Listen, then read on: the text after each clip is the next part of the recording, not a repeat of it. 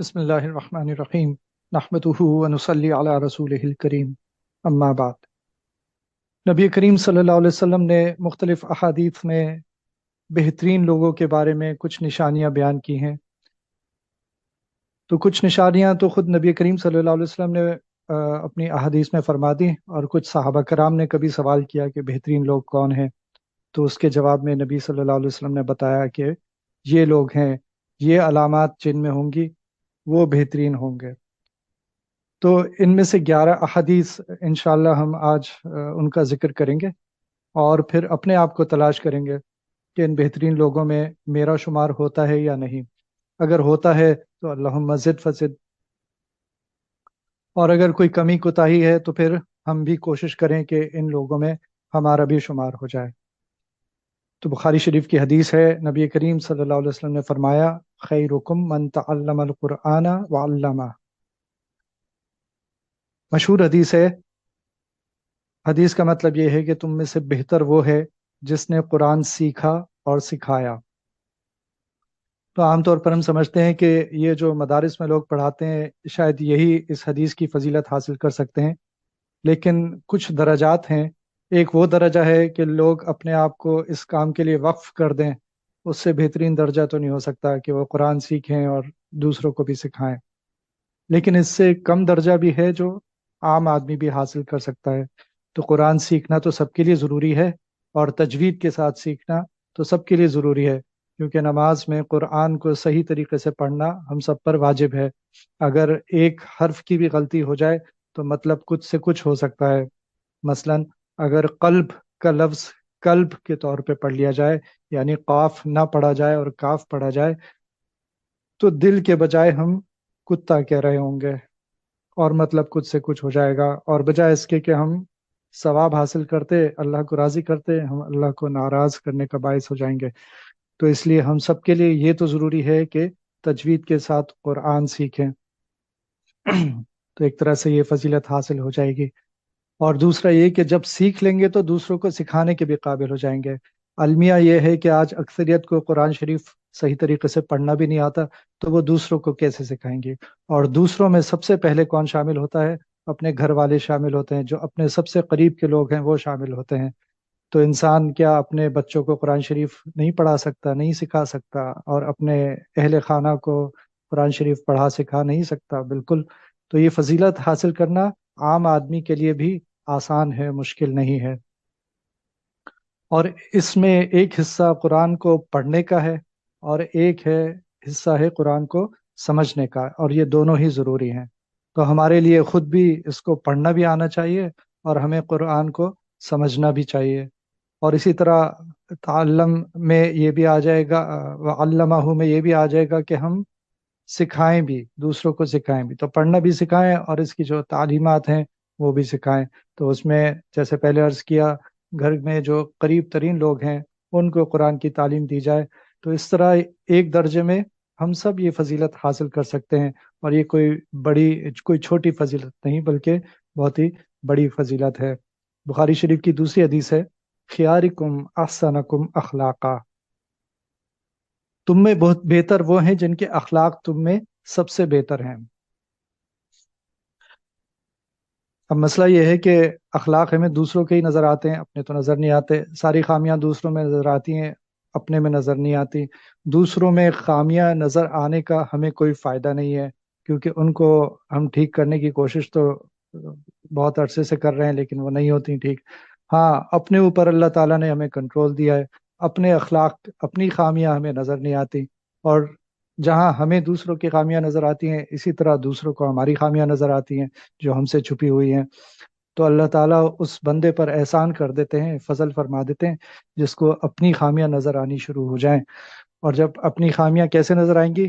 جب ہم دیکھیں گے کہ ایک معیار کیا ہے اچھے اخلاق کا، اور معیار کا بہترین اخلاق اللہ سبحانہ وتعالیٰ نے قرآن شریف میں بتا دیا کہ نبی کریم صلی اللہ علیہ وسلم بہترین نمونہ ہے، بہترین مثال ہے ہمارے لیے۔ اگر ہم اپنے اخلاق کو بہتر کرنا چاہتے ہیں تو سب سے پہلے ضروری یہ ہوگا کہ نبی کریم صلی اللہ علیہ وسلم کے اخلاق کا مطالعہ کیا جائے، ان کی سیرت کا مطالعہ کیا جائے، تو ہمیں پتہ چلے کہ اخلاق ہوتے کیا ہیں، کیسے صبر کرتے تھے نبی صلی اللہ علیہ وسلم، شکر کیسے کرتے تھے، ان کی سخاوت کیا تھی، ان کی شجاعت کیا تھی، اور اس طرح بہت ساری صفات ہیں جو نبی کریم صلی اللہ علیہ وسلم کے اخلاق حسنہ کا حصہ ہیں۔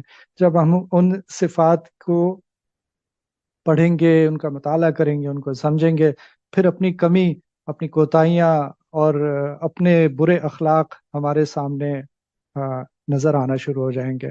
اور یہ وہ مرحلہ ہوگا جب ہمیں اپنی تصحیح اور اپنی اصلاح کی طرف ہماری توجہ ہوگی۔ اور جب ہم نے یہ کام کر لیا، یعنی یہ کوشش شروع کر دی کہ ہمارے اخلاق جو ہیں وہ اخلاق حسنہ میں تبدیل ہو جائیں، تو پھر انشاءاللہ ہم اس حدیث کی فضیلت بھی حاصل کر لیں گے۔ اگلی حدیث ہے خیرکم من یرجا خیرہ ویؤمن شرہ، تم میں بہتر وہ ہیں جن سے خیر کی امید کی جائے اور ان کے شر سے امان ہو۔ اب ہر آدمی سمجھتا ہوگا کہ مجھ سے، میرے اندر تو کوئی شر نہیں ہے، ہر کسی کو اپنے آپ میں اچھائی ہی نظر آتی ہوگی، لیکن اس کا کیا پیمانہ ہوگا کہ کوئی اگر اپنے آپ کو جانچنا چاہے کہ لوگ مجھ سے خیر کی امید رکھتے ہیں یا نہیں، تو بھئی اس کا آسان طریقہ یہ ہے کہ کیا لوگ آپ سے مدد کے لیے رجوع کرتے ہیں، آپ کے پاس آتے ہیں؟ کیا جب کسی کو کوئی پریشانی ہوتی ہے، اس کے دل میں خیال آتا ہے کہ فلاں کے پاس جاؤں تو وہ میری مدد کر دے گا، فلاں سے دعا کراؤں، فلاں سے اپنا یہ مسئلہ حل کرا لوں؟ تو اگر تو لوگ مجھ سے ڈرتے نہیں ہیں اور میرے سے رابطہ کرنے میں کوئی تردد نہیں ہوتا، انہیں کوئی پریشانی نہیں ہوتی، کوئی ڈر خوف نہیں ہوتا، اور مجھ سے رابطہ اچھے دل کے ساتھ، اچھی امید کے ساتھ، حسن ظن کے ساتھ کرتے ہیں، تو پھر انشاءاللہ میں ان لوگوں میں شامل ہوں جن کو اللہ کے نبی صلی اللہ علیہ وسلم نے اس حدیث میں بہترین لوگ فرمایا۔ اور انشاءاللہ جب یہ اللہ تعالیٰ یہ درجہ دیں گے تو انشاءاللہ پھر اس کے شر سے بھی لوگوں کو امان ہوگی اور اس کے اندر لوگ خیر ہی پائیں گے۔ پھر حدیث آتی ہے یہ خیرکم من اطعم الطعام ورد السلام، تم میں بہتر وہ ہیں جو کھانا کھلاتے ہیں اور سلام کا جواب دیتے ہیں۔ اب یہ کوئی بہت مشکل کام نہیں ہے، اپنے اخلاق بہتر کرنے میں تو پھر بھی تھوڑا وقت لگتا ہے، محنت درکار ہوتی ہے، مجاہدہ درکار ہے، لیکن یہ کہ لوگوں کو کھانا کھلانا اور لوگوں کے سلام کا جواب دینا، یہ کوئی ایسا مشکل کام نہیں ہے۔ اور کھانا کھلانے میں سب سے افضل کن لوگوں کو کھانا کھلانا ہے؟ جو اللہ کے متقی ہیں، جو صالحین ہیں، ان کو کھانا کھلانا، ان کا اکرام کرنا، یہ اللہ تعالیٰ کو بہت پسند ہے، ایک اور حدیث میں آتا ہے۔ اور اسی طرح بھوکوں کو اور غریبوں کو کھانا کھلانا، یہ بھی اللہ تعالیٰ کو بہت پسند ہے۔ تو ہماری دعوتیں تو صالحین کے لیے ہونی چاہیے، اور جب کھانا کھلانا ہو تو ہمیں پہلے اس کی فکر کرنی چاہیے کہ غریبوں کی طرف ہماری توجہ ہو، بھوکوں کی طرف توجہ ہو۔ اور رد السلام، اور ہم سلام کا جواب تو دیتے ہی ہیں، لیکن اس بات میں خیال رکھنا چاہیے کہ بہت سے لوگوں کا عمل یہ ہوتا ہے کہ کسی نے سلام کیا تو سر کے اشارے سے جواب دے دیا، یہ بالکل ہی غلط بات ہے۔ جواب زبان سے دینا چاہیے، اور بہتر تو یہ ہے کہ جیسا سلام کیا اس سے بہتر جواب دیا جائے۔ جیسے اگر کسی نے کہا السلام علیکم تو جواب میں کہا جائے وعلیکم السلام ورحمۃ اللہ، یا پھر وعلیکم السلام ورحمۃ اللہ وبرکاتہ، تو پھر یہ بہتر جواب ہو جائے گا۔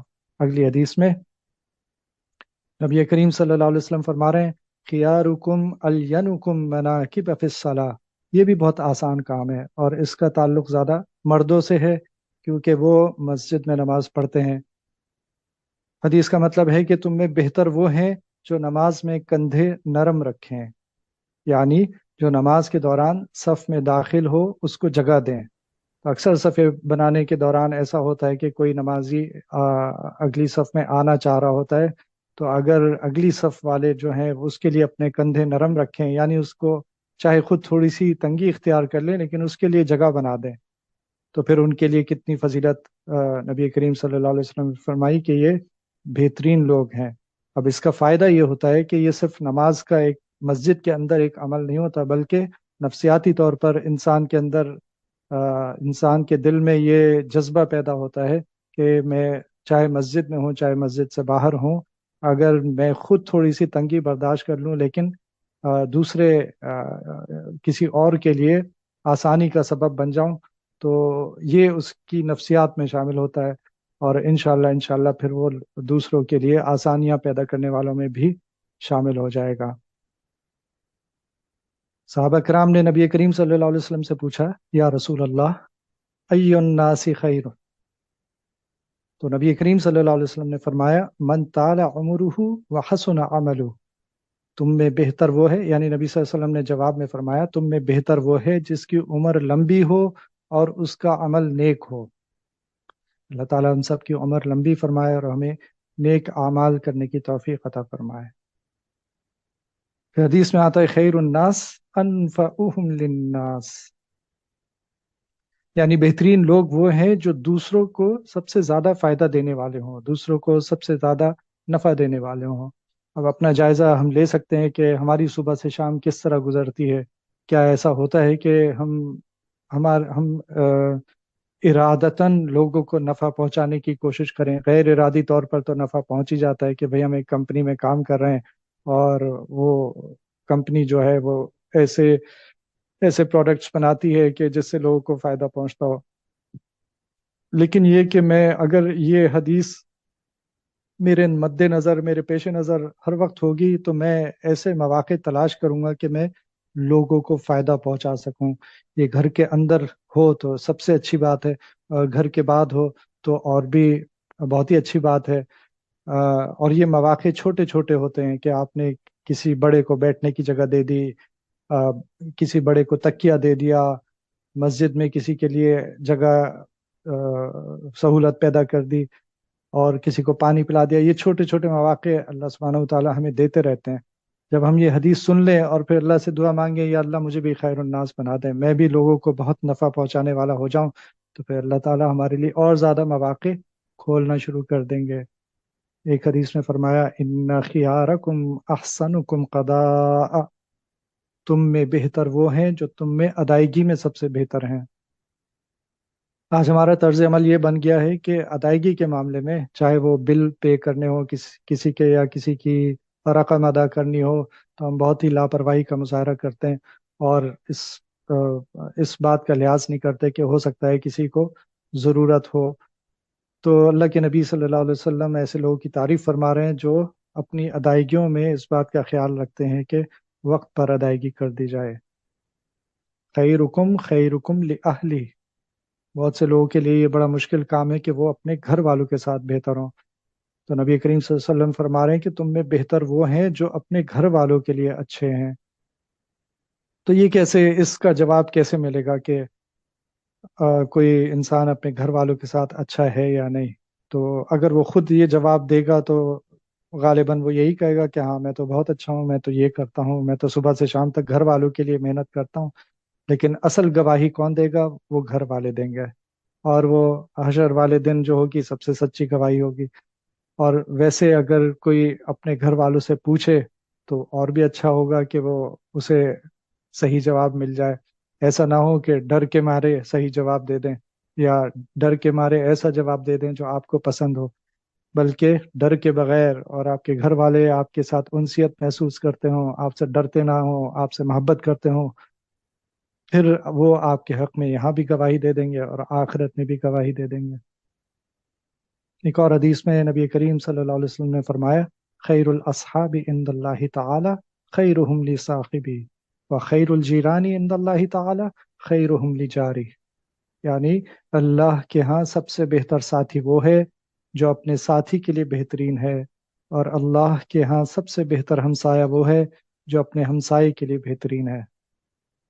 تو اگر ہم اپنے ساتھیوں، اپنے دوستوں، جو جو لوگ ہمارے رفیق ہیں، ان کے ساتھ بہتری خیر کا معاملہ فرماتے ہیں، بہتری کے ساتھ پیش آتے ہیں، اور ان کے رویے سے بھی ہمیں ایسا احساس ہوتا ہے کہ وہ ہمارے ساتھ تعلق کو پسند فرماتے ہیں، تو پھر ہم کہہ سکتے ہیں کہ ہم بھی بہترین لوگوں میں شامل ہو گئے۔ اسی طرح اگر ہمسایہ ہمارے بارے میں گواہی دے دے اور ہم سے خوش ہو، ہم سے راضی ہو، تو پھر ہم کہہ سکتے ہیں کہ ہم بہترین لوگوں میں شامل ہو گئے۔ تو صحابہ کرام نے نبی صلی اللہ علیہ وسلم سے پوچھا، یا نبی اللہ، من خیر الناس؟ تو نبی کریم صلی اللہ علیہ وسلم نے فرمایا، ذو القلب المخموم واللسان صادق، یعنی مخموم دل والا اور سچی زبان والا۔ تو صحابہ کرام نے جواب میں فرمایا، یا نبی اللہ، قد عرفنا اللسان الصادق فما القلب المخموم.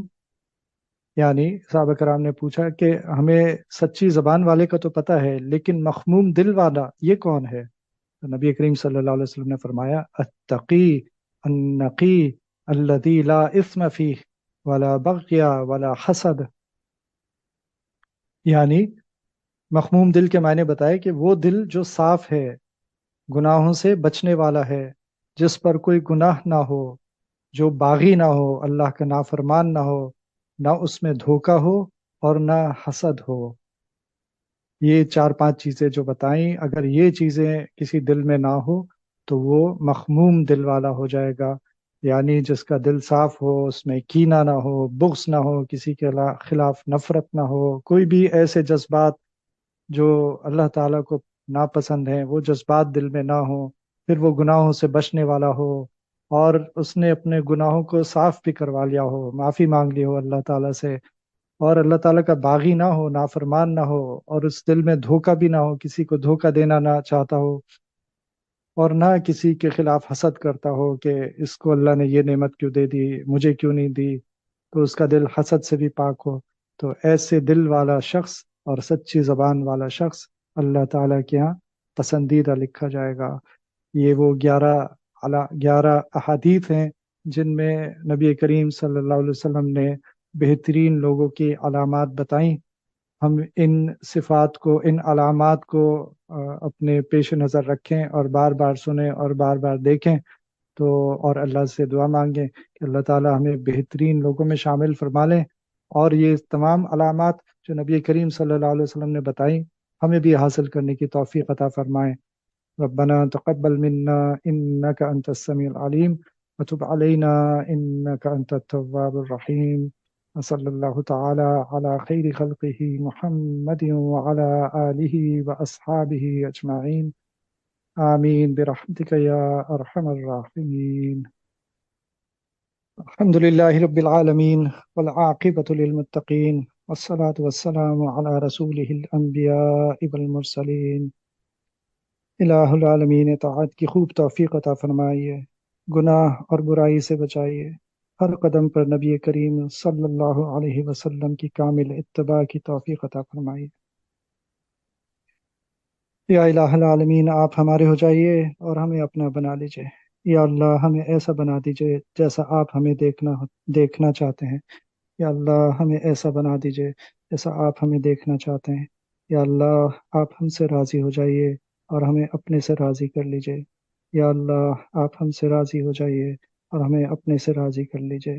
یا اللہ تمام لوگوں کی تمام تکالیف دور فرمائیے، تمام پریشانیوں سے نجات عطا فرمائیے. یا اللہ تمام لوگوں کے تمام مسائل حل فرما دیجئے. یا اللہ ہمیں نبی کریم صلی اللہ علیہ وسلم کی زندگی پر عمل کرنے کی توفیق عطا فرمائیے، ان کی ہدایات پر عمل کرنے کی توفیق عطا فرمائیے، ان کے اخلاق حاصل کرنے کی، ان کے اخلاق حسنہ پر عمل کرنے کی، ان کی صفات اپنی زندگی میں لانے کی توفیق عطا فرمائیے. وصلی اللہ تعالی علی خیر خلقہ محمد وعلی آلہ واصحابہ اجمعین. آمین برحمتک یا ارحم الراحمین.